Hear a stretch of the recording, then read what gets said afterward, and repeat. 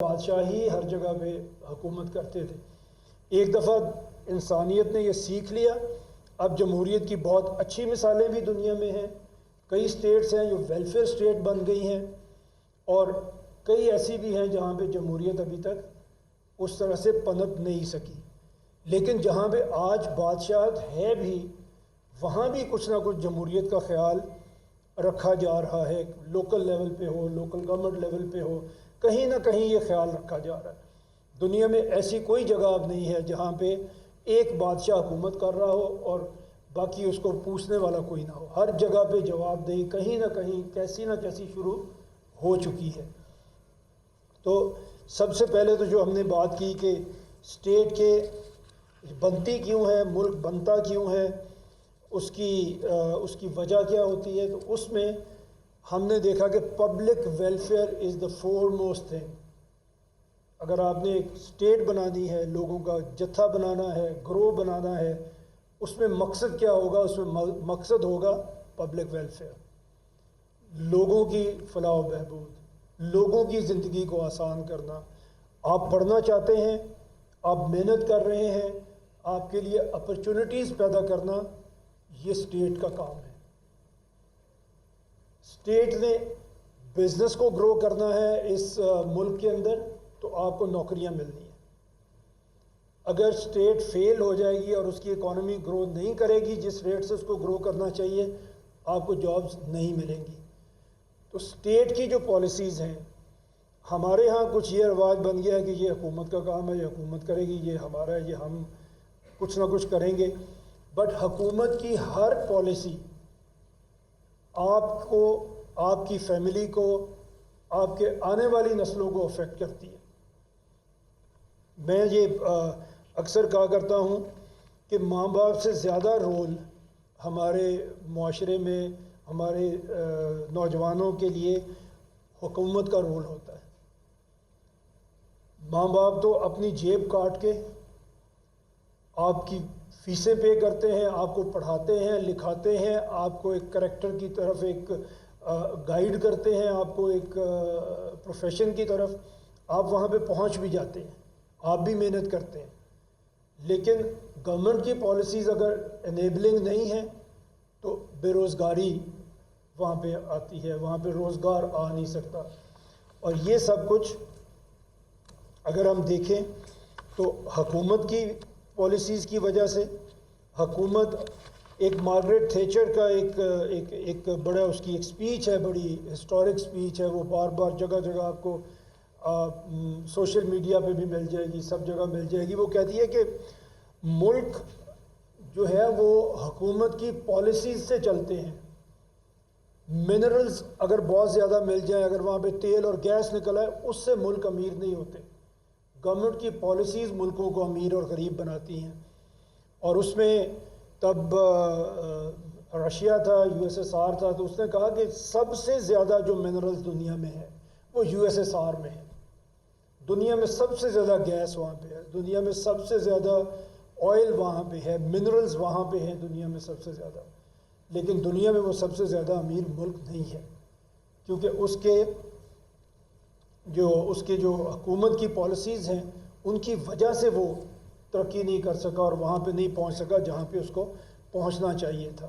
اور ایسے ملک، جاپان آپ نے سنا ہوگا، جس میں منرلز ہے ہی نہیں، کچھ بھی نہیں ہے سوائے ان کی مین پاور کے، اور واحد ملک ہے جس میں 2 دفعہ ایٹم بم پھینکا گیا، لیکن پھر اس نے خود کو دنیا کی ایک اکنامک سپر پاور بن کے دکھایا۔ یہ ایک مثال ہے گورنمنٹ کی پالیسیز کی جس میں ہم بات کر رہے ہیں۔ ہم یہ بات کیوں کر رہے ہیں آج؟ کیونکہ 78 ایئرز گزر گئے۔ ہماری جو اکنامک انڈیکیٹرز تھے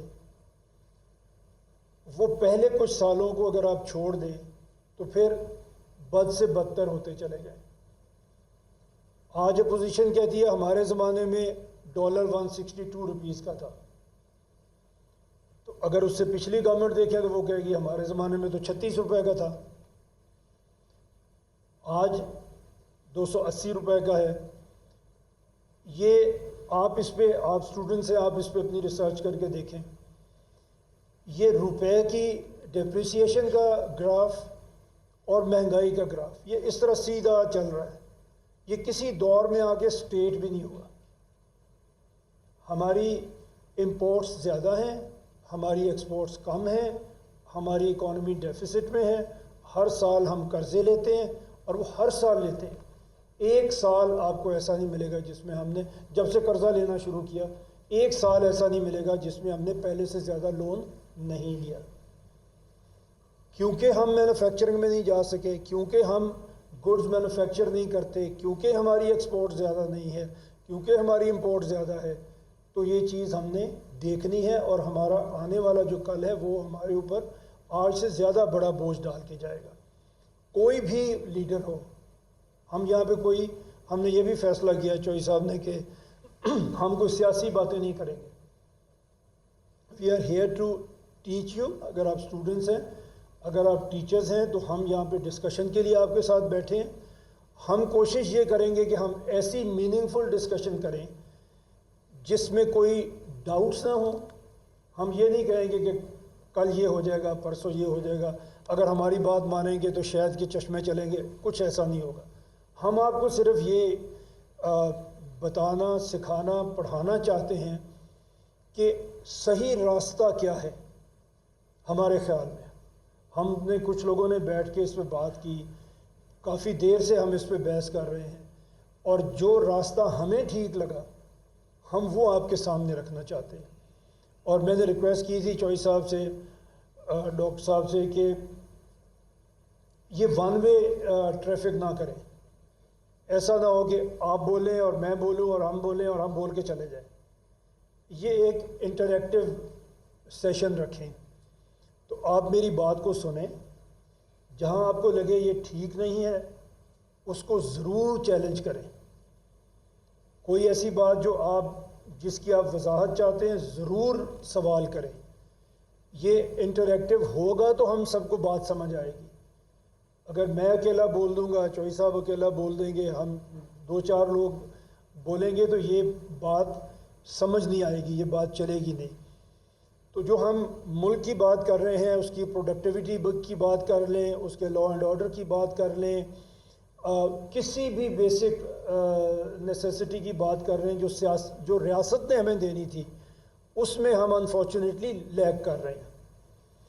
میں اس چیز کا بہت بڑا حامی ہوں کہ ہمیں یہ نہیں دیکھنا چاہیے کہ ہمیں ریاست کیا دے رہی ہے، ہمیں یہ دیکھنا چاہیے ہم ریاست کو کیا دے رہے ہیں. بٹ ریاست ہمیں ایک نظام دے، ہمیں ایک انیبلنگ انوائرمنٹ دے، اس میں ہم کام کریں. اور پھر جو نہیں کام کرتا وہ پیچھے رہ جائے گا، جو کام کرتا ہے وہ آگے نکل جائے گا. تو یہ تو سب کی ایک انڈیویجول ایفرٹ ہوگی جو چلے گی. But come is come government ہمیں ایک انیبلنگ انوائرمنٹ دے، ایک لیڈرشپ ہمیں لیڈرشپ ایسی ملے جو ہمیں لے کے آگے چل سکے. اور وہ لیڈر کوئی ایسے نہیں ہوگا کہ اتفاق سے آسمان سے گرے گا، ہمارے ہی اندر سے پیدا ہوگا.